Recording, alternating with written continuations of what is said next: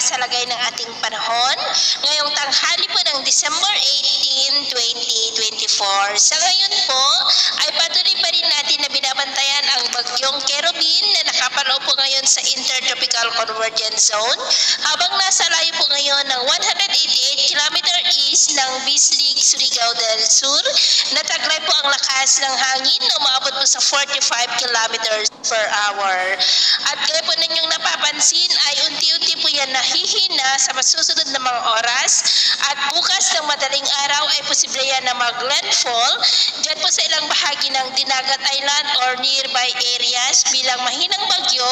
o kaya po ay LPA, ngunit magdudulot pa rin yan ng malalakas na mga pag-uulan sa ilang bahagi ng Kabisayaan at Mindanao, lalo na at sasabayan pa yan ng paglakas ng hanging amihan at shear line na aabot dyan sa northern section ng Mindanao. Kaya bukas ay asahan natin ang mas maulan pa na panahon sa malaking bahagi ng Kabisayaan at Mindanao, epekto ng amihan, shear line at remnant ng bagyong Kerubin kung hihina na po yan.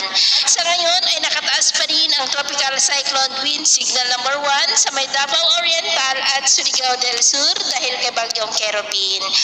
At sa lagay po ng ating panahon ay cloudy skies with isolated rain sa malaking bahagi ng Visayas, Bicol Region, Mimaropa, Calabarzon, ilang bahagi ng Cagayan Valley, Cordillera, Caraga, Surigao Provinces, Davao Oriental, Lanao Provinces, Zamboanga del Sur, at ilang bahagi ng Sorsogon. At mamayang hapon, mas maraming lugar na ulit ang makakaranas ng mas maulap na kalangitan with isolated light to heavy rains sa malaking bahagi ng Kabisayaan, Southern Luzon, ilang bahagi ng Mindanao, at Northern Luzon. Kaya mag-ingat pa rin tayo sa mga banta pa rin po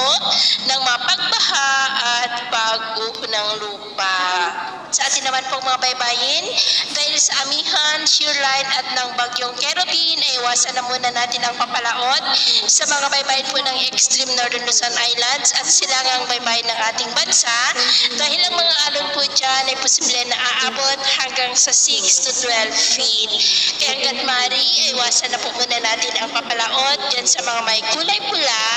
para po mas makaiwas sa mga sakunang pangkaragatan.